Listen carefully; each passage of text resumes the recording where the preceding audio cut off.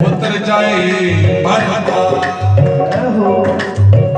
आकत तूरा मांग नशा उतर जाए पर भात नाम खमारी नानका चढ़ी रहे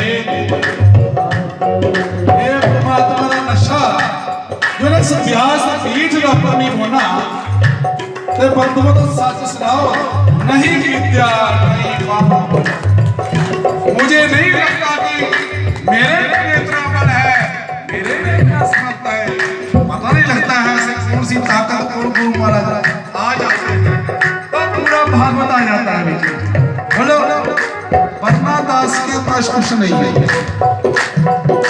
इसलिए आपको कहता हूँ भगवान की कथा में मस्ती में बैठना ये नहीं सोचना टोली च बैठना लोके च बैठना अपनी मस्ती में नाम रूपी मस्ती वो श्रीमन नारायण नारायण श्रीमन नारायण नारायण नारायण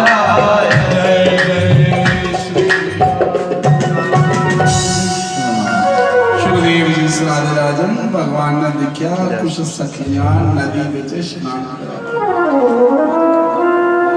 भगवान ने के किया जो लौना कर दिया भगवान ने जिन्ने वस्त्र ही हरण कर ले और भगवान एक कदम दे बूटे दा पर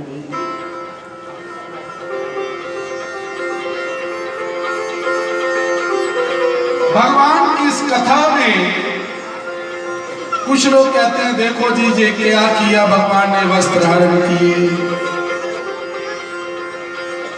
भगवान ने जब वस्त्र हरण किए भगवान की आयु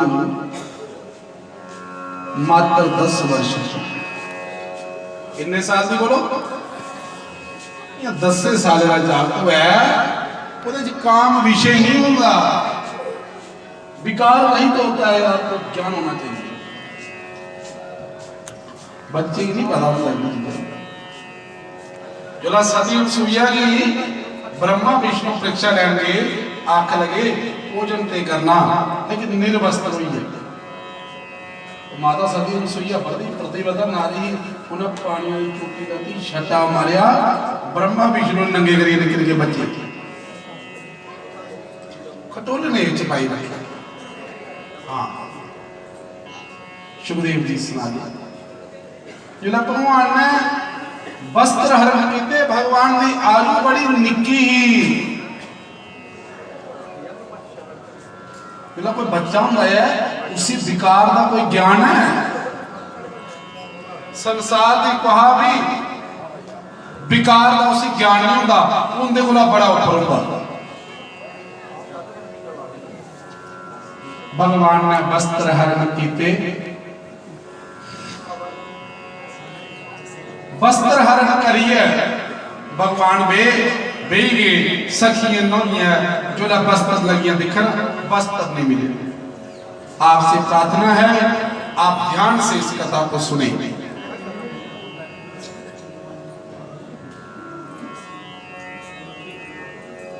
कैले वस्त्र हरण कीते सखियां ने वस्त्र ते वो जड़ियां सखियां ही बड़ियां भगवान के बच्चे और वस्त्र भी दे पुराने हैं कोई बड़े महंगे कोई कीमती नहीं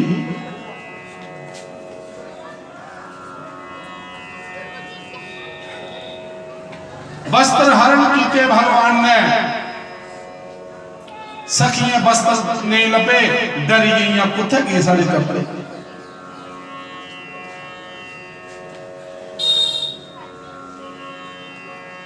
आखिरकार दिखते दिखते दिखा एक सखी नजर कटांबे के बूटे पर पई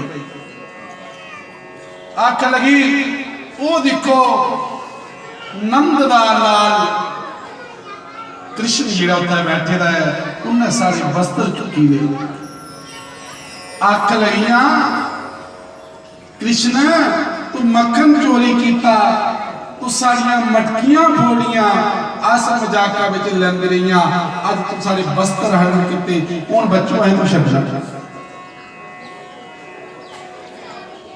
सारे वस्त्र दे भगवान आखदे ये वस्त्र पेरे ले आओ। बड़े ध्यान से कथा को सुनना। ये वस्त्र पेरे ले जो इकड़ी गल आखी कि वस्त्र ले जाओ तो वो आख लगियां किनियां गल्लां करन अस बाहर किन्ने आई सकनियां अस बाहर नहीं आई सकते सारे वस्त्र इत्थे दे भगवान ने कहा क्यों बोले क्योंकि हम स्त्रियां हैं। तो भगवान ने वहां पर कुछ बातें सखियों को समझाई। पहला तो ज्ञान आपको पता होगा कि भगवान ने वस्त्रों को इसलिए हरण किया सखी की ज्ञान ताकि स्त्री कदे नग्न स्नान नहीं करना चाहिए। आचार संहिता नाम की पुस्तक है। उस पुस्तक में कहा जाता है किसी भी मनुष्य को एक क्षण के लिए भी नंगा खाना नहीं चाहिए, नंगा होके नहाना नहीं चाहिए और नंगा सोना भी नहीं चाहिए।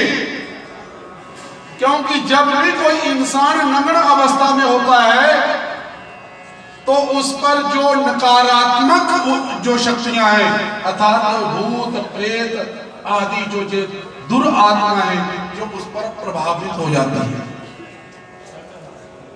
ये कोई नंगा हुआ है भूत प्रेत होने पर आ भी चमड़ी अंदर से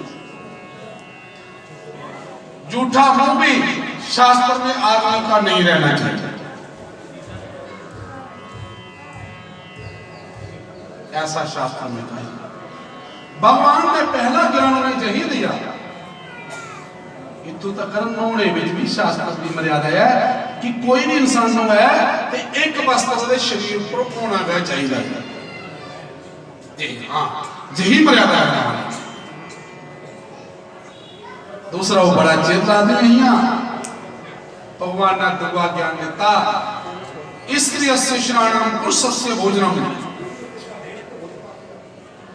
स्त्री का नहाना ते बंदे का खाना होना बंदा खाते ना 2 घंटे लग रहा चंगा नहीं होता। स्त्री तुरंत नहाती घर वो भी ठीक है। नहाना और खाना पुरुष का खाना और स्त्री का नहाना तुरंत होना। तीसरा ज्ञान भगवान ने दिया सखियां भगवान की पाना चाहती हैं, ब्रह्म को पाना चाहती हैं, लेकिन भगवान उन्हें इस भेद को बता रहे हैं। हे सखियों तुम स्त्रियां नहीं हो। स्त्री और पुरुष जो है ये माया के अधीन वाली बात है। जेड़ा अपने आप की स्त्री और पुरुष संदय है वास्तव में जो माया का भेद जाता है। और गीता में भी भगवान ने एक गाना सुनाई दी है। गीता पढ़ते हैं आप सभी लोग। गीता में भगवान ने कहा है अर्जुन ये शरीर एक वस्त्र है। सुना है आपने? पढ़ी गल को है तो कोई नहीं गल पढ़ी। हाँ देखिए ना ये अर्जुन ये शरीर क्या है? एक कपड़ा है। उन कपड़ा क्या है? कपड़ा है पर्दा। कपड़ा पर्दा है। जे वहां काला लाया काला सूट लपा वहां नीला ला नीला लपा। लेकिन भगवान कहते हैं जब इस पर्दे को तुम हटाओगे, शरीर रूपी पर्दे को हटा दोगे, शरीर को नहीं देखोगे, उसे देखे बोलो सब में विराजमान सत्य चित्त आनंद स्वरूप परम ब्रह्म, तो वो केवल क्या दिखेगा आपको? मैं ही दिखूंगा। इसलिए सुखदेव मुनि जोला जा करते हैं ते सुखदेव मुनि जा रहे थे माता भैन नहांदियां ने और जोला बुढ़ा पिछू पिछू नंगे आते पिता उन्हें फड़ो फड़ा फड़ा कपड़े लपेटी ले ब्याह जी ने आख्या मेरा जवान पुत्र तुंदे कोला लंघिया ते तुसें वस्त्र जिहड़ा है पर्दा नहीं किया और मैं बुढ़ा नंगा करना जो दियां इंद्रियां जीर्ण हो चुकी दियां ना बुढ़ियां हो चुकी दियां ना और मिगी दिखदे कि पर्दा करा करनियो उस वेले उन्हें स्त्री ने आख्या कि महाराज ये महात्मा ने किस दी क्योंकि आपकी नजरों में जो भेद है वो सुखदेव जी की भेद वो तो परम त्याग मूर्ति है। कर्म जोगी सम्राट परीक्षित जी जिहड़े गुरु मिले व्यास जी ने भागवत की रचना की थी लेकिन सतवा रचने वाले बुलाड़ी सुनिया उन्हें सुखदेव जी को सुनी। इसलिए कहा जाता है कि भागवत की कथा सुनाने वाला विरक्त होना चाहिए वैष्णव होना चाहिए। भैया विरक्त का अर्थ केवल गृहस्थी ही नहीं होता कि विवाह ना करने वाला वेदांगी ब्रह्मचारी कोई भी अनुष्ठान जिसने करवाना हो तो जेड़ा अनुष्ठान कराने वाला होना चाहिए वो कौन होना चाहिए तुम्हें पूजा को करानी है शास्त्र में लिखा है केड़ा ब्राह्मण पूजा कराने योग्य है अनुष्ठान कराने योग्य यदि द्वारा पुत्र नहीं है तो पुत्र काम यज्ञ की कामना करना यज्ञ करना तो कौन ब्राह्मण है जो ना यज्ञ कराई सकता कौन है सत्ता सुनाई सकता है तो लिखिया वेदांगी जो वेद के एक एक अंग को ठीक ठीक से जानता हो डिग्री को आपको नहीं हुआ लेकिन वेद को जानता हो वेदांगी ब्रह्मचारी बोला ब्रह्मचारी होना चाहिए। बोला महाराज इसका मतलब जो गृहस्थी है वो कथा को नहीं बोल सकता। तो व्यास जी ने कहा ब्रह्मचर्य धारण करने पर इंसान की नजर इंसान की वाणी और इंसान के मन में यदि काम वृत्ति रहते हैं तो वो ब्रह्मचारी नहीं होता। आपको आदि नजर ठीक नहीं है तो ब्रह्मचारी नहीं। और यदि कोई विवाह करने के बाद भी संयम में रहता है तो वो ब्रह्मचारी संतान वेदांगी ब्रह्मचारी गुणवान सुलक्षण जो गुणों में